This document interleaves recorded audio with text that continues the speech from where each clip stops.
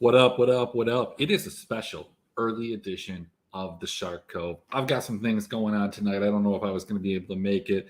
Moose is jet setting all across the globe. So, you know what? I wanted to go ahead and get you an early edition of the Cove. So we can talk about some of these games. I don't have projections done. I'll try and get projections done later. That's kind of the gist of where we're at right now. We're going to take a look at the games. We're going to take a look at whether or not we want to bet on them. We're going to look at some totals, and we're going to look at some historic totals between these two teams that are playing in each one of the matchups, as well as what they've done so far this season. Let me go ahead and bring up the screen. It is too small, it would appear. Maybe it's not. I don't know. We start off the day. Well, this isn't how we start off the day, but we start off the day in the LPL with a matchup of two teams, one of which we love to target. One we used to like to target because we thought they'd win. They thought they'd win clearly, but the defending world champions, EDG, do not look on form to start off this summer split. They've had some pretty difficult matchups overall, and this does not look to be one of them. We've got the odds here at minus 450, plus 305 for Invictus. That's a huge number. So I do think that might be a worthwhile place if you feel like IG's better. I personally don't. I do think that, based off of everything that we've seen, the plus 1.5 is an interesting number, but minus 110, that's kind of tough. Let's take a look down here. Let's see what we've got in terms of an over-under. We're looking at about 23.5, and I've brought it back, folks. I've got it. Something that I love now that we have some games. Taking a look at here, 23.5. Let's take a look at these teams and how they match up. So Invictus, almost every single one of their games has gone over, whether it's a win or whether it's a loss. We're looking at two games. One was a stomp, and the other one was it was a stomp in the other direction of Weibo. So I'm feeling pretty good about the over, just looking at Invictus individually.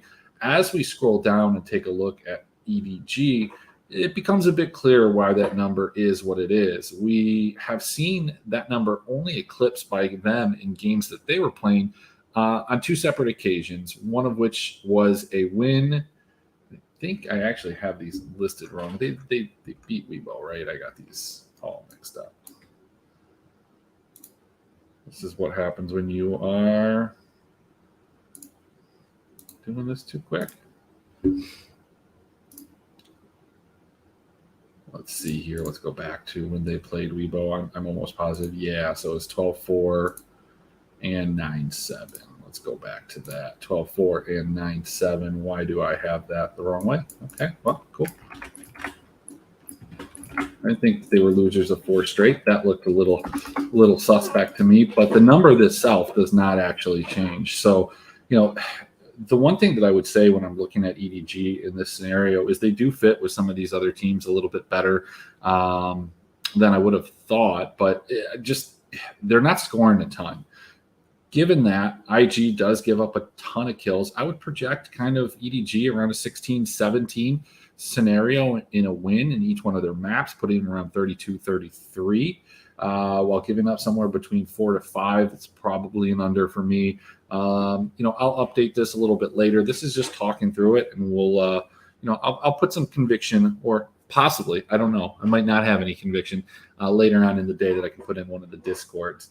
Speaking of the Discords, if you are watching this because you know me in one of the Discords and you've clicked through it, fantastic. However, if you are finding this somehow on Twitter or you're finding this on YouTube, there's a couple Discords when I refer to them. One is the esports department. You can kind of go through some of my tweets. I think I threw a link up there maybe 2-3 weeks ago, maybe a month ago, to that Discord. I can actually put it in my profile. I've been meaning to do so since the website's no longer up.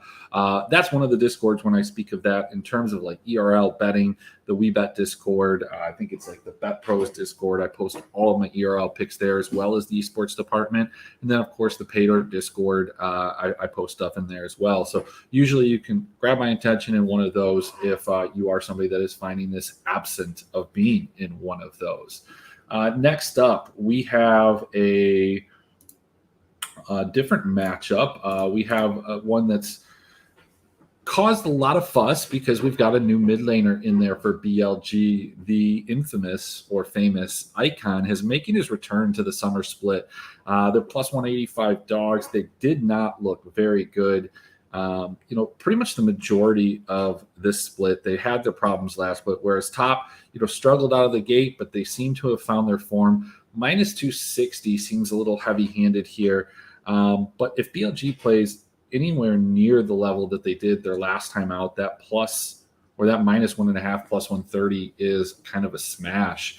When we're looking at these two teams, we are looking at over-unders that they kind of have it around the 22.5, 23.5. And let's take a look at these two teams and let's see if that makes sense. Top has been pretty much over that number every single game except for the last stomp against IG.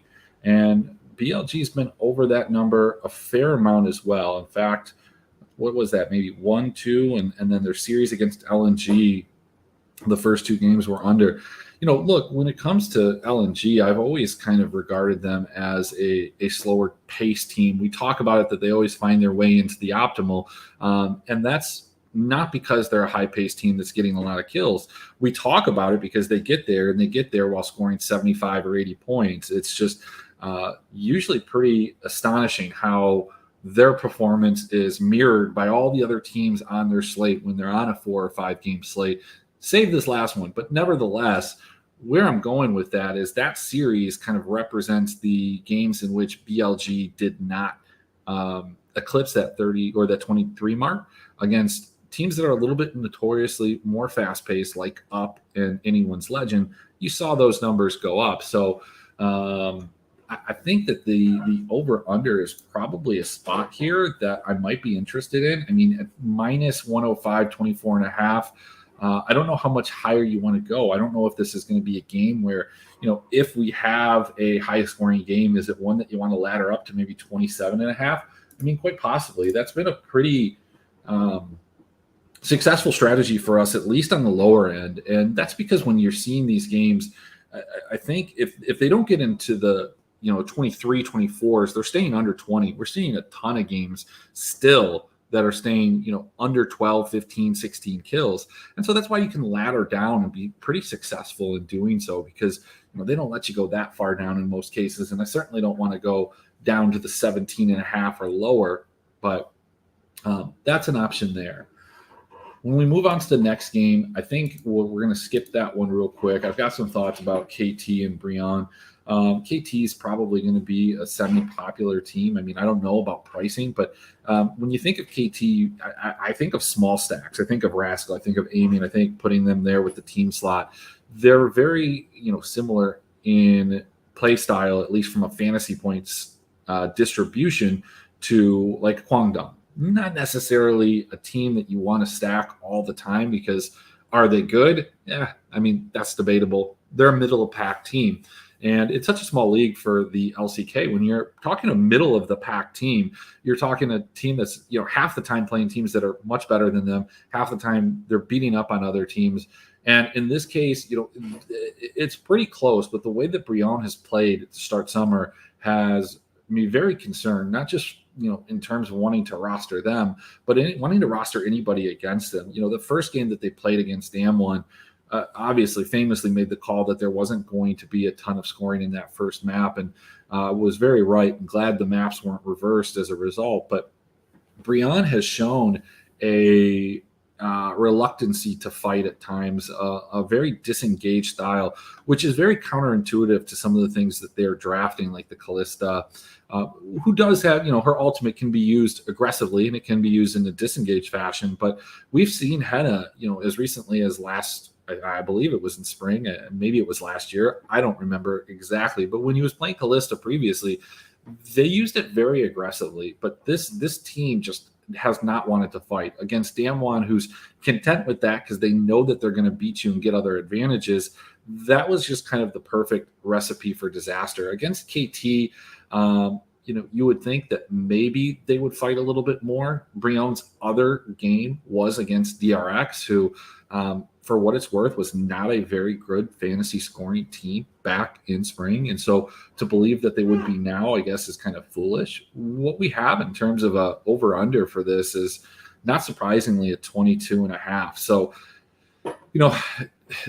do we think that this KT team that, we would have to back in this scenario would be able to put up what we need? I mean, they've shown a way of like dropping this game, but they've had a couple 18 and 19 kill games. They haven't given up a lot of deaths though. This game almost feels like kind of a cross it off type of scenario, depending on how pricing goes. But I think both team slots are pretty interesting as these teams want to play a more scaling late game, not really engaging until that last kind of team fight. You're going to see more dragons taken. You're going to see dragons on both sides, and you can see much, much higher team scores. If you look at the DRX on that series, scored a 73. I don't think we've ever seen anything that high in a 2-game series. So, look, I'm a big proponent of playing the LCK without having finalized the projections. It's hard for me to say that I feel good about this, but I just don't. And I can tell you right now, I can't project this high just, running it through my head right now. So getting into the other game, you got Damwon at 11, 17, 16, and 3 in terms of their kills and wins. You got Gen G at 12, 13, 18, and 16. This is one of those games that let's go back and take a look at their series in spring, because those, I think, will give us a little bit of insight on, what might we be able to expect. Let's go into the spring season here. Let's go into the scoreboards. Now, they played really early in the season. I remember it was one of the more, I think, epic games. It was a back and forth. I believe Damwon ended up winning that in 3. But Gen G was the higher scoring of the two teams, if I'm recalling this correctly. Here it is. We've got a 15-17 game, a 20-24 game, and a 17-15 game. Okay. All right. So when did they play after that? It's one of those. Is it that these two teams are so evenly matched or so close to each other that they score a lot of points? I guess my fear with them is that it's quite the opposite, that they are still very close to each other in actual talent and skill, but instead of this being, a banger 15, 16 kill game each and doing that 3 series or 3 in a 3-game series, thus, effectively negating the 20-point bonus and giving you even more points in a loss. Like, do we get something that looks closer to what we saw with Bro and Damwon in terms of one of the games being super low scoring? I don't know. I don't know off the top of my head. Were these teams even full strength when they played? Obviously, Nuguri is there. Of course, this is going to be like the last one I look at, isn't it? All right, here we go. 17-7, 18-7, and the 16-10. So, this was Gen G with Ophelia, so no Chovy. Yeah, I mean, I don't know. I think I want to back Gen G here. But do I? I mean, they almost lost to KT. That's the kind of question we have. Let's take a look at the pricing just real quick. Like I said, I don't have any projections loaded up in here. I may not get them. I may. But in terms of like the top lane pricing, EDG is super expensive. I think that you can look at that 2 ways. You can look at it and just say, I'm going to cross it off, or you could try and be one of the people that, figures out a way to make EDG fit into this and think that they're going to have lower ownership. Just being a little bit cheaper, it makes all the sense in the world for top esports probably to be the highest owned team. But the pricing, I guess, is not that different. I mean, it's within 200 almost at every position, right? Knight's more expensive than Scout. Viper's still just a couple hundred. So are they going to take away from each other? You're not putting them together with any type of carry captain. I'm not even sure you can with a top captain. Let's see if we can. Let's take Anything out of this, my pool, filter teams. I don't even know if it's going to pop one out for us. Obviously, it's not going to give us a score, but it's thinking really hard. Okay, cool. Awesome. It's great content right now. Sick. Fantasy Labs is just absolutely crushing it. Just they continue to do this day in and day out. What a great optimizer. What a great product it is, guys. This is really fantastic. Don't buy a year subscription to things is I guess what I would say. Even though the price was really good, I guess I can't complain about that. It broke out to maybe like 30 or 40 bucks a month, probably less than that. So nevertheless, I guess it doesn't know what it wants to do right now. So we are going to, let's just see if we can click some things. Oh my God, man. I'd be embarrassed if this was my product. Not going to lie.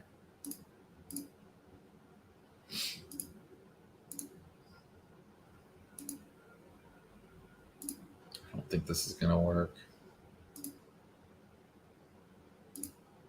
Yeah, you might. Yeah, you can definitely do it with the top captain if you want to go with one of those, one of the dogs from a team slot, or even like looks like a Gen G or a KT if you wanted to triple fave. This is not a build that I particularly like. I think that when it comes down to cash, sick. That was awesome. I think when it comes down to cash, you can very comfortably play both of the favorites with a kind of a sub captain, so EDG and top esports. But yeah, so I think top ends up being your highest owned. The chalk dog. I mean, I don't know. We're thinking about the slate. Who do we think is going to be the chalk dog?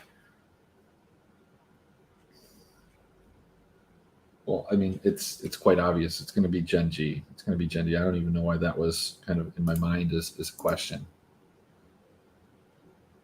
Oh, they're okay. They're not the dog.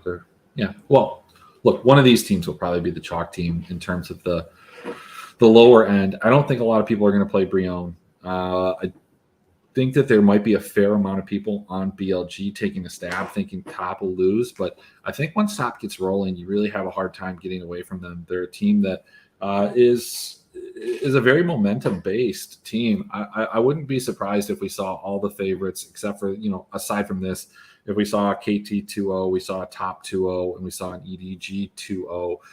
The key is like, how does this game play out? Do you get this game right? Or can you find a lineup with those other three teams that is the highest scoring? Obviously, if IG wins, I think that they score very well. And while we've seen IG make some steps, when you look up and down those two rosters, EDG, while they may have had some problems with, a team like JDG, JDG is probably, one of the top 3 or 4 teams in the league at this moment. IG is not there. So I think EDG takes care of business. Top takes care of business. And I don't know. I don't know where I feel about this one right here. So I just wanted to run through those 4, get you out some content real quick. I'll rebroadcast this tonight. I'll be around later. I just don't think I'd have time to record or do a video or anything that pertains to the Cove. But we will be back more than likely tomorrow with some projections. I think it's going to be an early Cove as well tomorrow.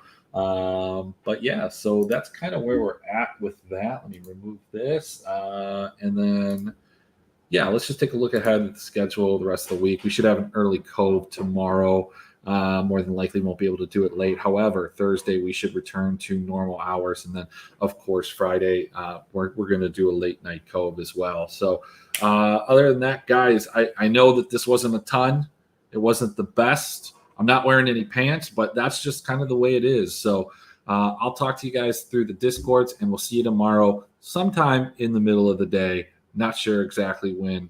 We'll talk to you later.